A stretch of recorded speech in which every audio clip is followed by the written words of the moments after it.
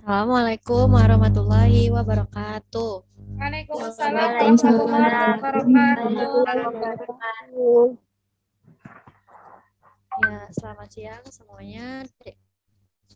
Kami dari Pok 7 itu saya sendiri yang beranggotakan saya sendiri yaitu Putri Ketuk Ramdhani dan rekan saya Sherin Ramalia akan membahas mengenai model pembelajaran terpadu yaitu model sequence.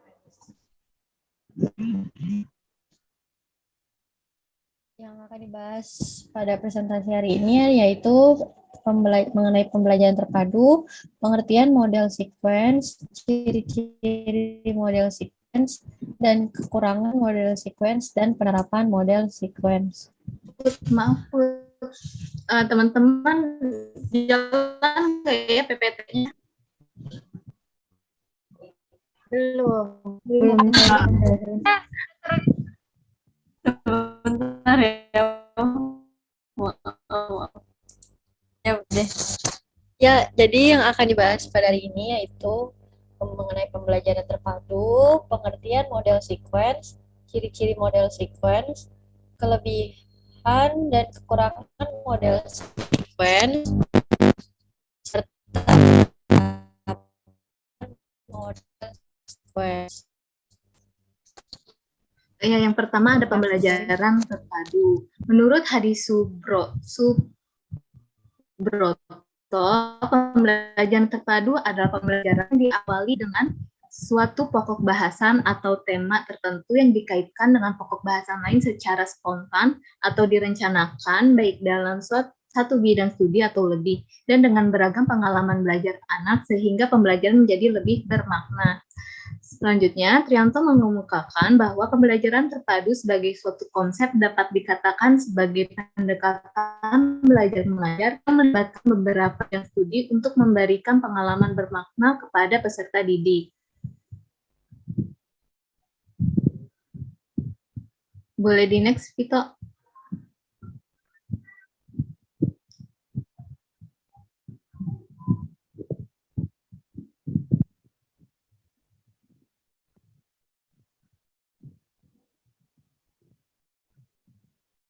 Nah, adapun 10 model pembelajaran terpadu menurut Robin Fogarty atau inilah materi yang akan kita bahas pada mata kuliah ini. Yang pertama ada model fragments, terus model connected, model nest, model sequence, model share, model web, model threaded, model integrates, model immersed, dan model network. Ke-10 model ini dapat dikelompokkan ke dalam 3 kelompok, yaitu yang pertama ada model pembelajaran terpadu dalam satu disiplin ilmu, yaitu ada model fragments, connected, dan nested. Nah, yang kedua, model pembelajaran terpadu antar beberapa disiplin ilmu, yaitu model sequence, share,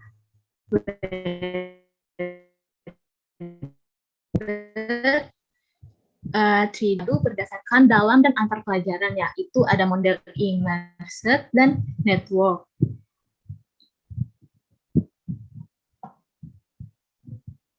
Selanjutnya ada model sequence yang akan dijelaskan oleh Putri Fit.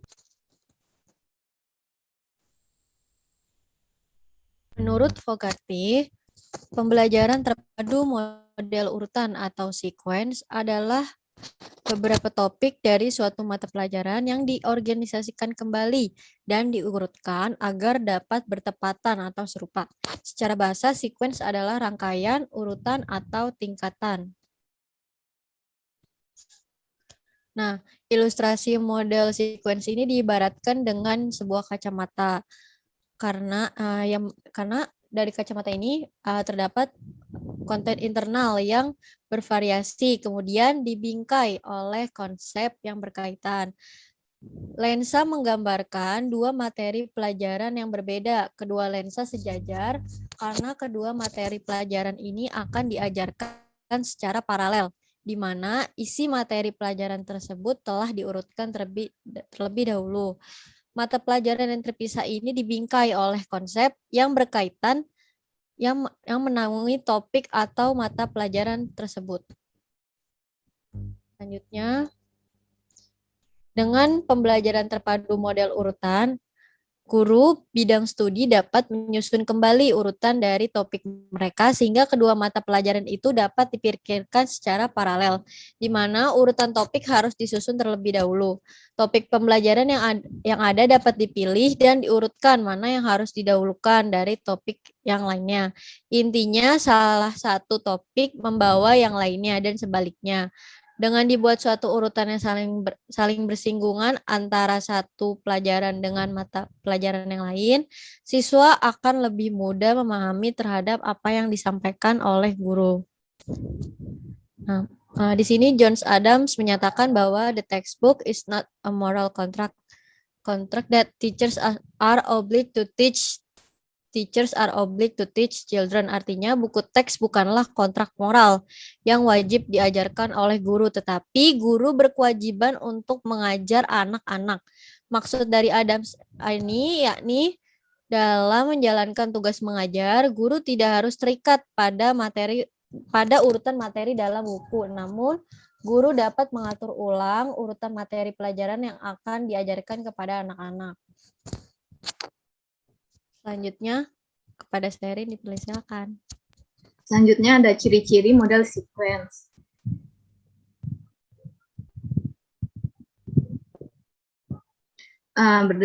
Berdasarkan ilustrasi pengertian model sequence, dapat disimpulkan bahwa ciri-ciri model sequence antara lain, yang pertama ada berpusat pada siswa. Siswa lebih mudah memahami konsep karena adanya mata pelajaran yang saling berkaitan, yaitu dua mata pelajaran yang diajarkan dalam satu waktu atau dinamis.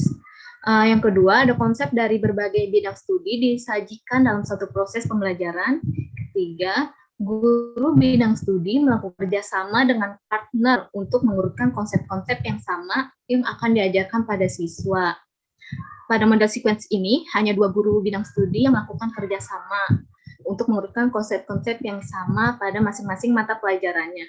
Yang keempat, topik atau unit pada satu mata pelajaran disusun dan diurutkan bertepatan dengan unit mata pelajaran lain. Nah, inilah yang dinamakan pembelajaran dinamis. Yang kelima, ide atau konsep yang sama pada satu mata pelajaran diajarkan juga pada mata pelajaran lain walaupun tetap pada pengajaran yang terpisah.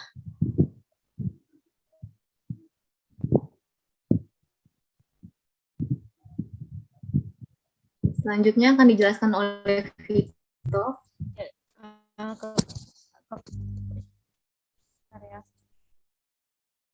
Kelebihan dari model sequence ini yang pertama, beberapa konsep yang hampir sama diajarkan secara bersamaan atau terparalel sehingga akan terjadi persinggungan isi materi.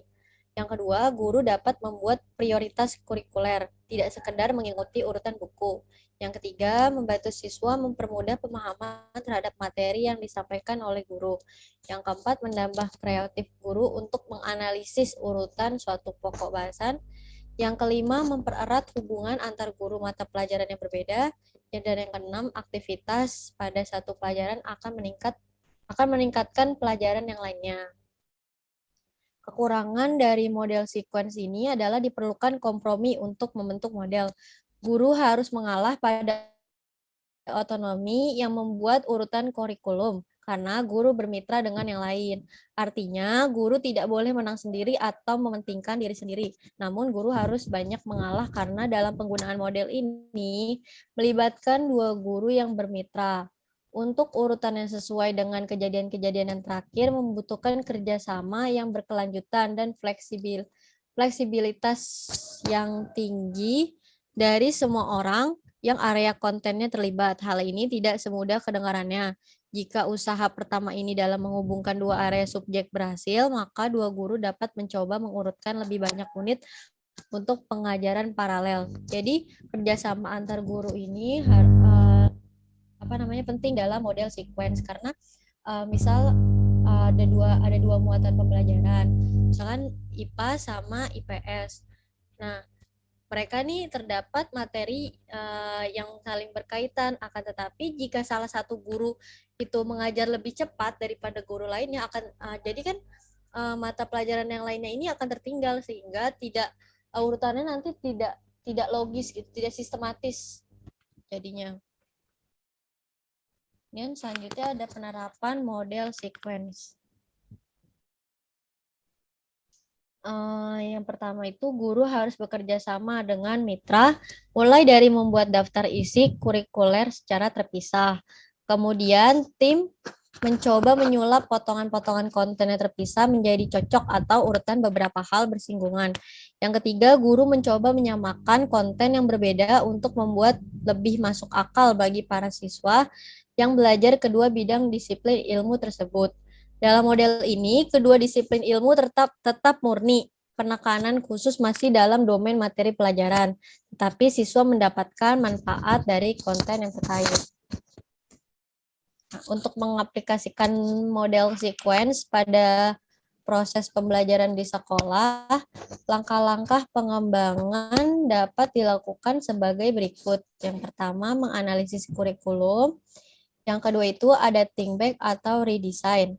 Memilih dua mata pelajaran sejenis dan mengurutkan topik atau konsep dari masing-masing mata pelajaran dengan periode waktu yang sejajar. Yang ketiga, think ahead atau design, memikirkan urutan yang logis dari kedua mata pelajaran dan menempatkan ke dalam urutan yang tepat. Yang keempat, think again atau refine, mendesain atau meredesain unit, topik, atau konsep dari kedua mata pelajaran yang secara logis dapat diajarkan dengan periode waktu yang sejajar. Selanjutnya, Sherin. Selanjutnya ada contoh pengaplikasian model sequence. Ini kita diskusi antara kelompok 7. Menurut kami itu jika kita sambungkan dengan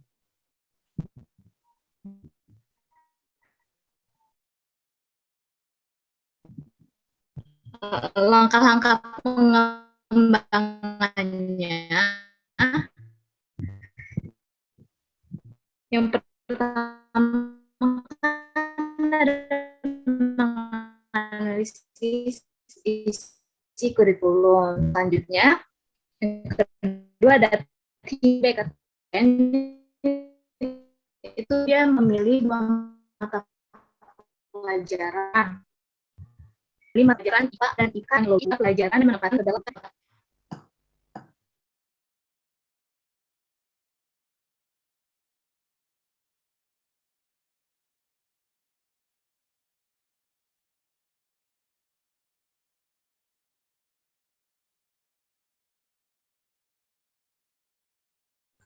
Share-nya live ya.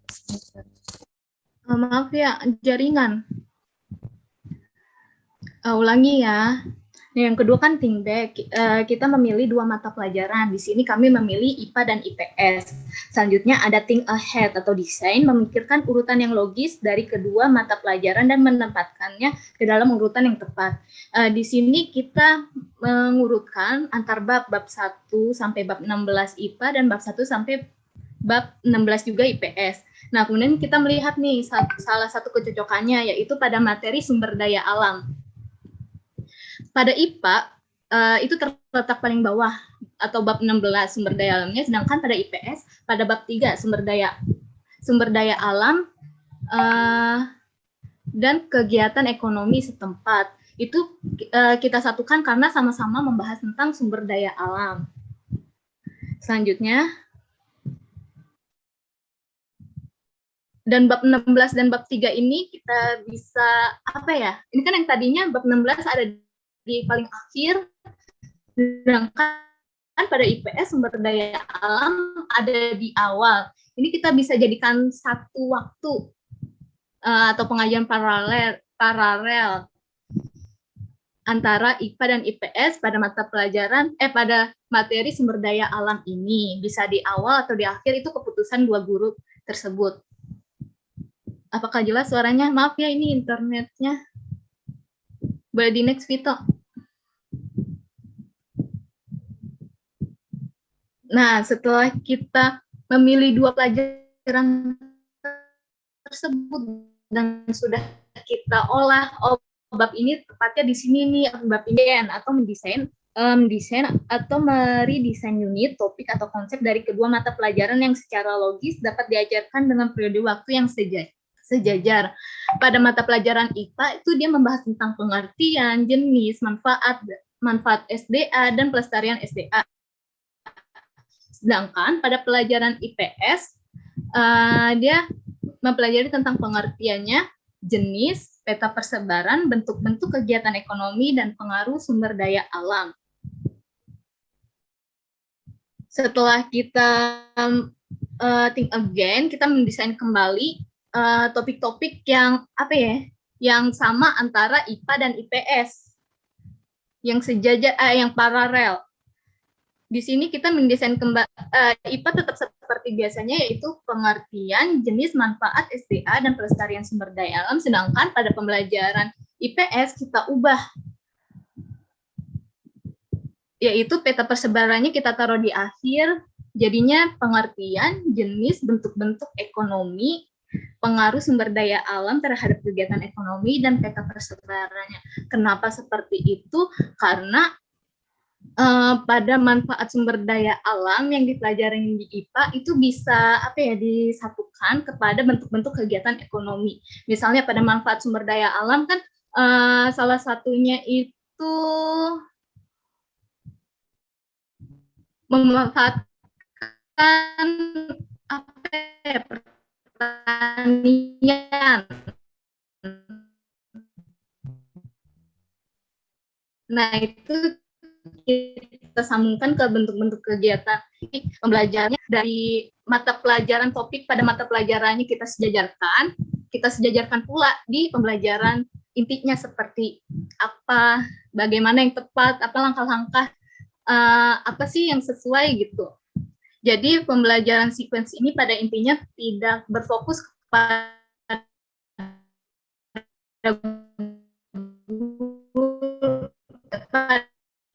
buku. Selanjutnya Putri.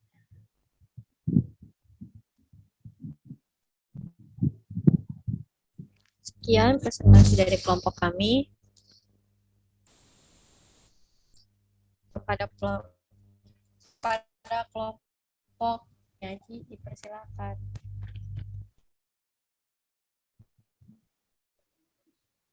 Ya, terima kasih kelompok 7 atas pembahasannya. Ini ada pertanyaan dari Novel. Pertanyaannya ini, dalam menggunakan model sequence ini, apakah hanya melibatkan 2 guru dari muatan pembelajaran saja? Jika lebih dari 2 guru, apakah diperbolehkan? Terima kasih. Ya, terima kasih.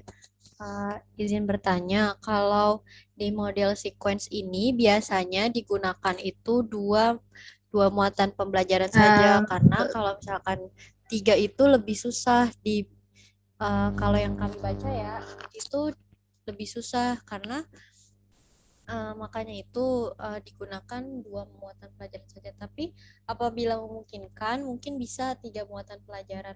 Tetapi disarankan itu 2 muatan pembelajaran saja karena urut itu kan menganalisis saja itu kan udah susah ya, udah repot lah ibaratnya. Kalau misalkan 3 muatan pembelajaran itu lebih repot lagi. Mungkin ada Sherin mau ditambahkan. Oke. Benar apa yang dikatakan Tito. Kita lihat juga apa sih kekurangan dari model sequence ini.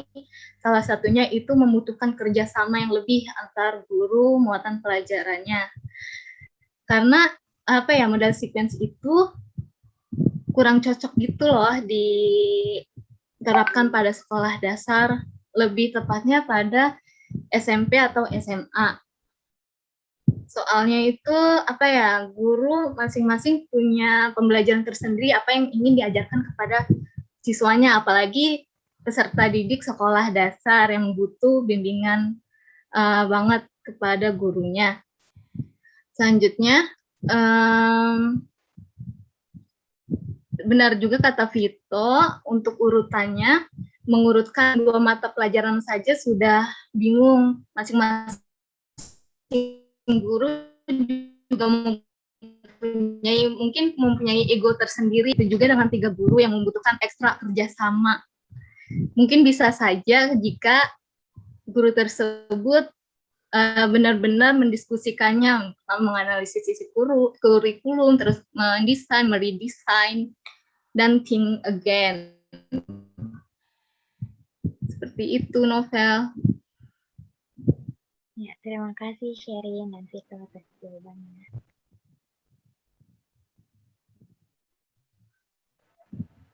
Ya, terima kasih kelompok 7. Dari Gina mungkin ada pertanyaan, Gin?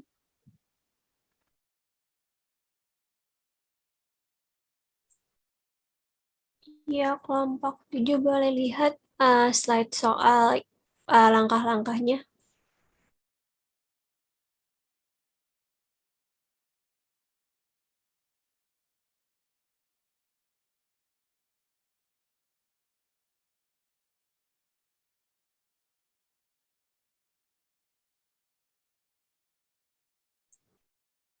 Jadi di sini Katbit di fase think back itu memilih 2 mata pelajaran sejenis ya.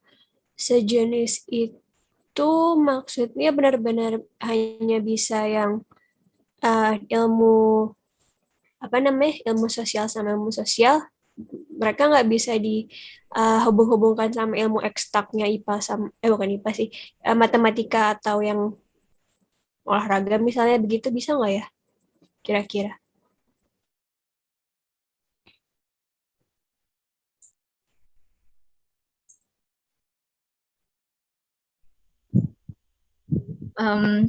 Antara IPS dan matematika Gina. Ya maaf, keputus-putus ya Rin tadi. Maaf ya. Iya, nggak apa-apa. Jadi maksudnya 2 mata pelajaran sejenis ini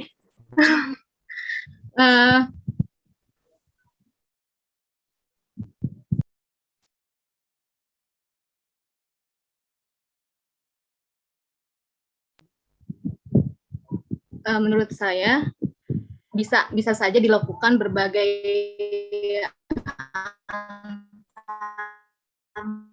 mata pelajaran. Cuma topiknya bisa kita samakan. Misalnya nih, pada pembelajaran IPA. Pada pembelajaran IPA pasti ada menghitungnya. Jika kita samakan dengan matematika, kita bisa samakan juga dengan yang konsep menghitungnya sama dengan yang di IPA. Putus-putus ya suaranya ya? Enggak. lumayan jelas Kak Iya, Syar. seperti itu Gina. Mungkin ya, alhamdulillah. Oh, Mungkin jadi Vito mau menambahkan. Ya. Tadi nggak apa sih 2 mata pelajaran itu maksudnya 2 materi mungkin ya, lebih tepatnya 2 materi yang sama. Jadi dikaitkan, misalkan tadi ya dari menghitung yang ada di IPA dikaitkan dengan materi matematika. Jadi di IPA itu kan ada misalkan menghitung volume gitu, bukan volume apa sih namanya, pokoknya menghitung di bagian IPA itu bisa juga dijadikan ke matematika tuh. Tadi juga apa sih dari yang kita contohkan IPA IPS itu juga kan sebenarnya berbeda ya, tetapi materi pembelajaran itu sama. ya jadi intinya pasti bisa ada aja cara untuk menggabungkan 2 mata pelajaran gitu ya, untuk yang penting cari titik temunya gitu seperti kata Vito tadi. Iya. Iya. Oke. Iya, terima kasih kelompok 7.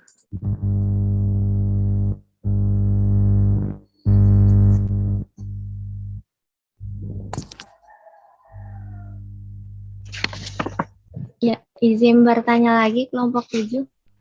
Ya, nanti silakan. Ya, tadi kan dijelaskan ya bahwa dalam mengurutkan materi ini tidak harus sesuai dengan buku gitu ya. Nah, dari teman-teman kelompok 7, ada tidak tips-tips dalam mengurutkan materi melalui model pembelajaran sequence ini? Bagaimana tips-tipsnya mengurutkan materi? Tadi kan juga sempat dijelaskan bahwa ini ya, mengurutkan materi itu harus logis juga. Nah, itu seperti apa dari teman-teman kelompok 7? Terima kasih. Ya, terima kasih Ranti. Ya, jadi langkah-langkah yang pertama ini kan dianalisis dulu ya isi kurikulumnya. Jadi dua guru mata pelajaran itu diskusi dulu. Sebelumnya mereka itu menganalisis isi kurikulumnya. Jadi bab-babnya, kemudian KD-nya. Nah, terus baru dua guru ini mendiskusikan kira-kira materi mana ya yang saling berkaitan, kemudian bisa diajarkan dengan periode waktu yang sama gitu. Kemudian baru apa sih namanya, habis itu kalau sudah kedua guru ini sudah sepakat mengenai desain yang mereka buat, baru diaplikasikan kepada siswanya. Kalau menurut Vito sih ya, kalau menurut Vito pribadi, tipsnya itu ya kerjasama antar dua guru ini, kemudian diperlukan ketelitian ya dalam menganalisis isi kurikulumnya. Jadi gak cuma materinya aja yang dilihat, akan tetapi bukan hanya babnya saja yang dilihat, akan tetapi materi isinya dari bab-bab itu tuh juga perlu diurutkan kembali seperti itu.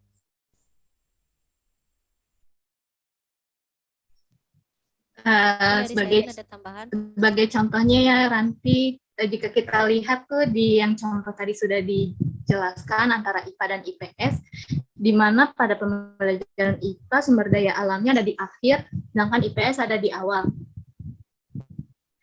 Dan itu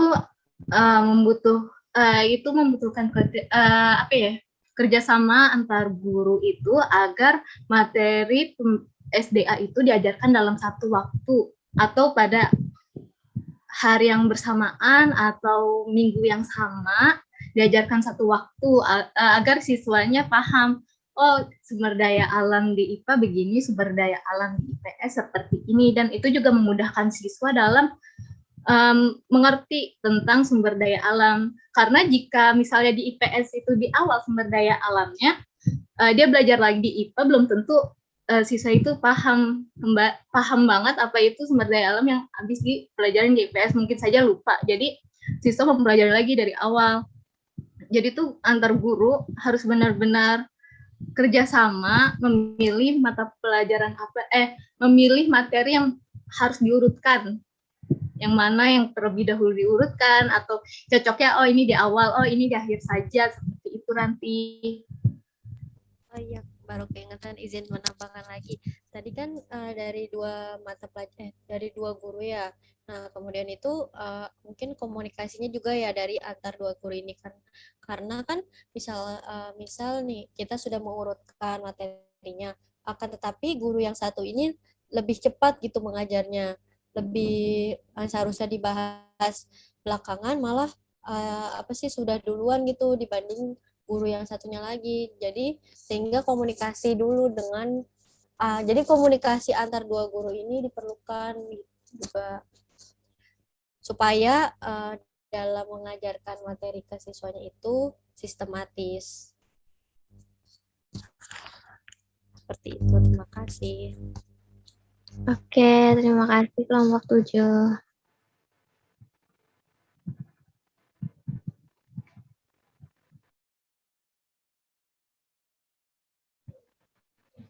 Lalu izin bertanya lagi nih, kalau untuk kesulitan-kesulitan yang biasa terjadi saat melaksanakan model pembelajaran sequence ini apa aja ya?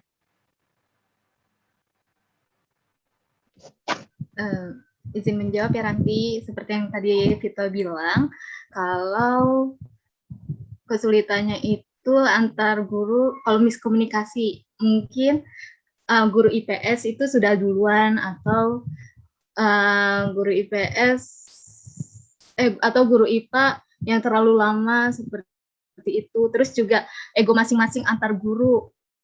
Kayak, oh mendingan ini aja, oh mendingan ini aja gitu. Jadi nggak nyambung kerjasama antar guru tersebut. Jadi,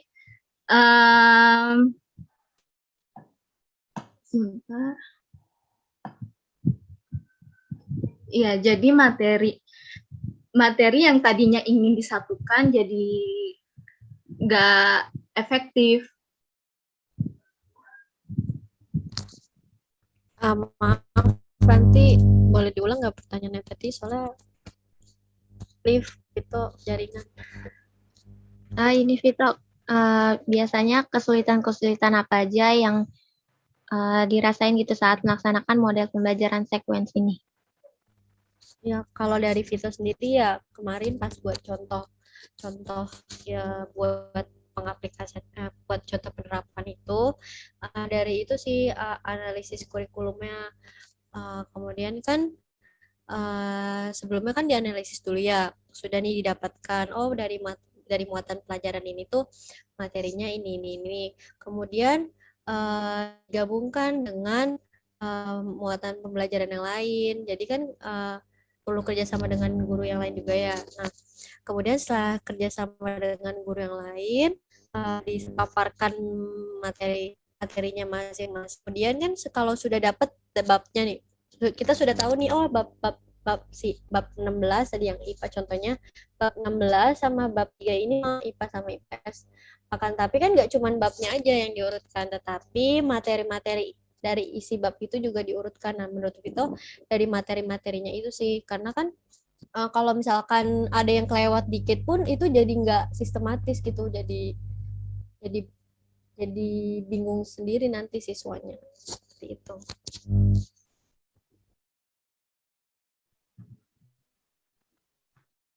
Oke, terima kasih nomor 7. Jadi mau tanya lagi nih. Jadi untuk model pembelajaran sequence ini itu ada waktu-waktu tertentu ya? Jadi menyesuaikan materinya juga. Maksudnya waktu tertentu? Maksudnya ya karena menyesuaikan materi untuk digabungkan atau untuk diurutkan gitu. Jadi ya harus menyesuaikan juga waktunya gitu, nggak bisa semaunya. Iya, jadi misalkan guru yang satu ini menjelaskan materi 1, 2, guru yang kedua itu menjelaskan materi yang jadi bingung.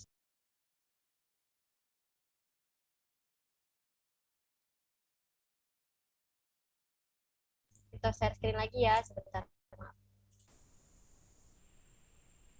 Seperti ini. Jadi kan tadi mengenai pengertian dan jenis.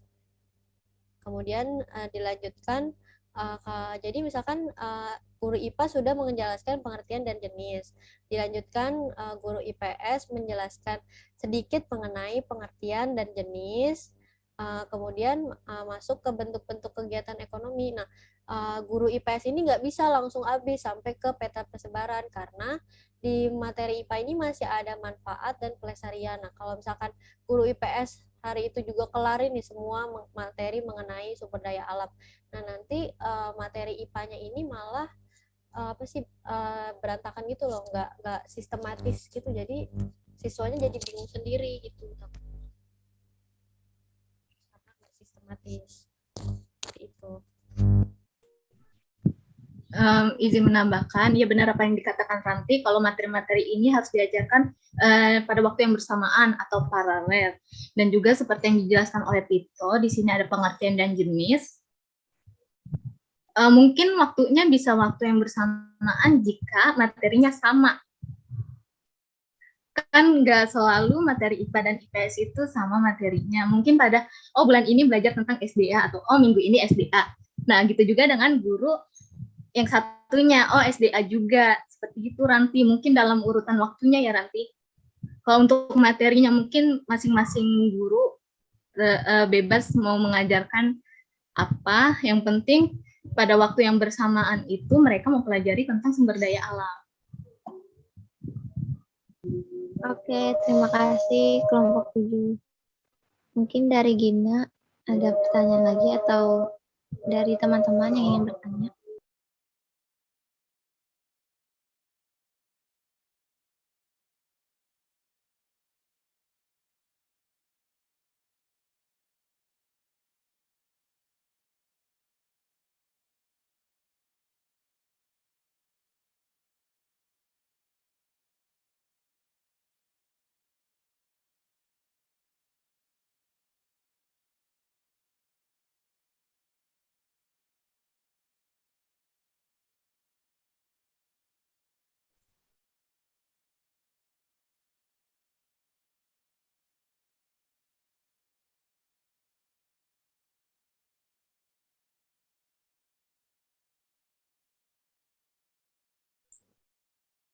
Jadi izin bertanya ya, kalau jadi overall menurut kalian aja, kalau model terpadu sequenced ini bisa efektif nggak di apa di prakteknya kesehariannya? Maksudnya menurut kalian pribadi? Kalau menurut saya pribadi kurang efektif ya karena membutuhkan waktu yang lama. Kemudian juga diperlukan ketelitian tinggi dan komunikasi serta kerjasama antar guru. Kalau menurut saya mungkin efektif apabila itu diterapkan di MA. Kan di SMA juga ada yang muatan sosial gitu. Itu terbagi-bagi lagi kan, ada ekonomi, ada geografi, ada sosiologi. Mungkin antar itu dia jadikan satu, itu bisa lebih efektif karena masing-masing siswa juga memperoleh, oh ini topiknya sama nih antar guru, antar pelajaran walaupun pelajarannya berbeda. Jadi siswa lebih memahami materi tersebut. Namun untuk di sekolah dasar kurang efektif ya. Jika kita lihat saja mata apa namanya sekolah dasar sekarang dia memperoleh dia menggunakan model pembelajaran web atau jaring-jaring seperti itu. Jadi tadi itu ya intinya bisa efektif kalau misalnya gurunya saling komunikasi baik dan lain-lain, dan ini terlalu kompleks buat sekolah dasar gitu ya. Iya, Oke, benar terima sekali, kasih. Gina.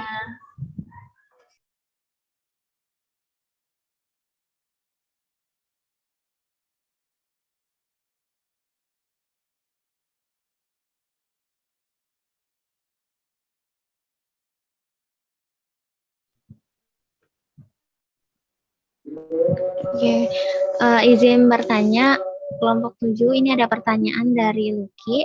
Jadi apa yang membedakan antara model pembelajaran web ini dengan model pembelajaran sequence?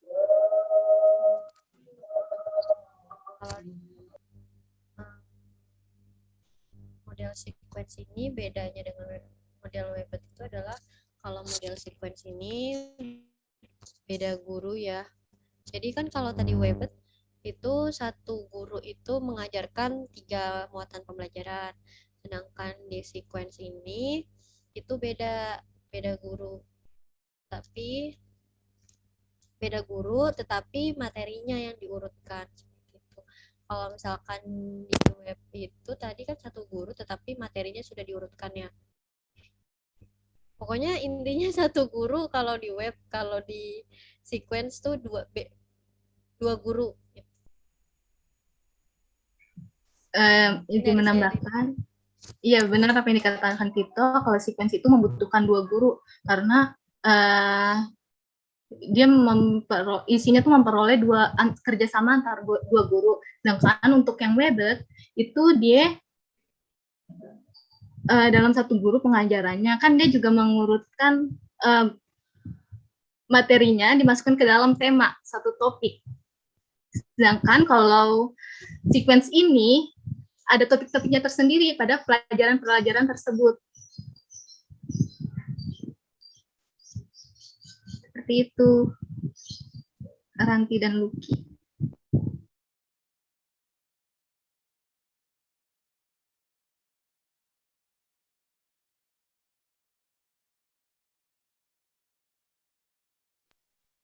Terima kasih kelompok 7 atas jawabannya.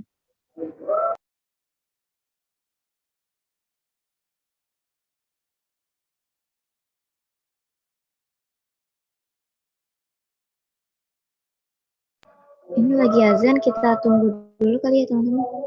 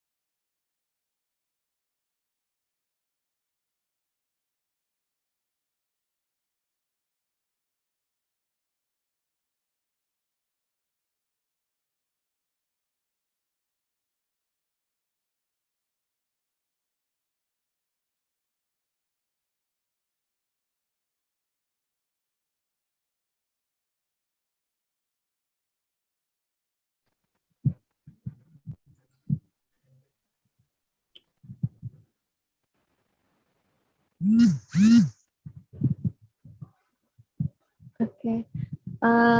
Vito boleh minta tolong di-share screen lagi nggak yang bagian ciri-ciri sequence?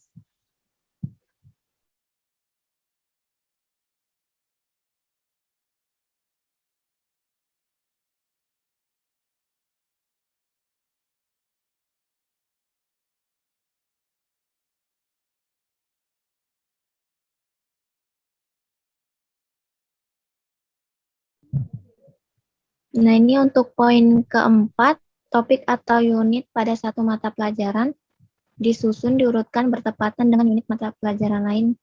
Itu tadi maksudnya yang ini ya, kayak tadi contohnya IPA dan IPS itu. Disesuaikan gitu ya. Nah, nanti. Kalau ada yang sama, EBAB-nya itu disesuaikan. Jadi kalau dari tadi kan dari IPA itu bab 16 ya, sumber daya alam. Sedangkan IPS itu bab 3. Tuh.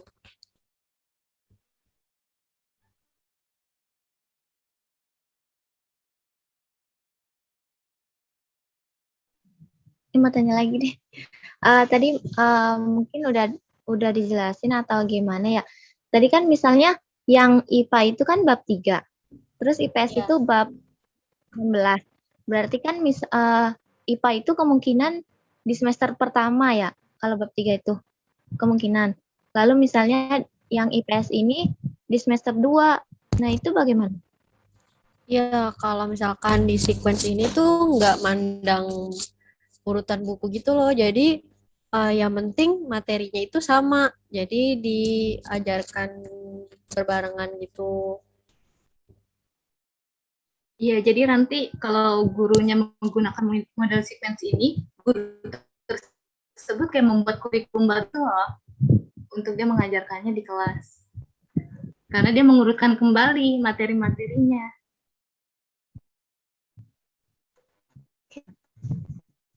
Dari aku mungkin di teman-teman yang lain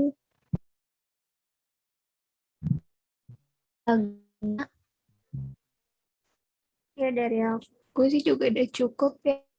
Udah rapi tadi jawabnya. Kalau teman-teman yang lain jam 15:05 ya kata lu tadi.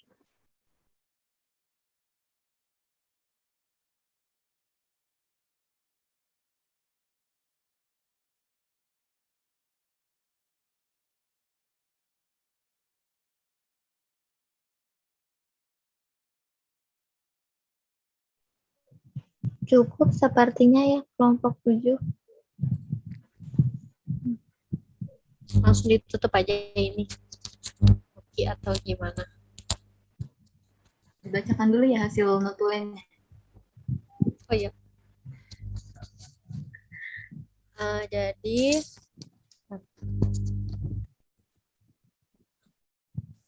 ya. Bentar ya guys, laptop itu no respon.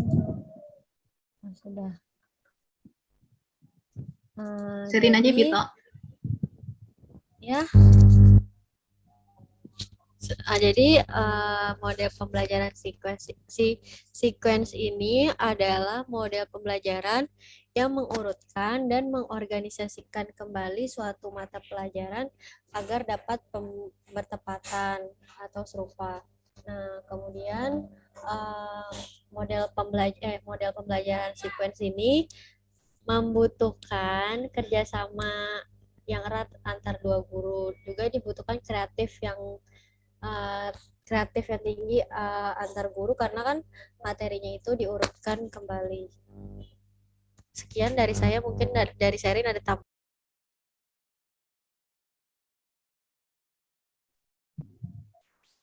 Ya, jadi pengajar dapat menggunakan model sequence dalam pembelajaran terpadu ketika menemukan topik-topik yang relevan dengan bidang studi lain. Pengajar tidak perlu mengajar topik-topik pelajaran berdasarkan urutan yang tertera di buku teks. Akan tetapi pengajar dapat mengatur ulang urutan topik yang akan diajarkan. Dan pengajar membutuhkan kerjasama dengan guru bidang studi lain untuk membuat urutan kurikulum baru. Sekian dari kami. Kurang lebihnya mohon maaf. Wassalamualaikum warahmatullahi wabarakatuh. Waalaikumsalam warahmatullahi wabarakatuh. Terima kasih. Terima kasih kelompok 7.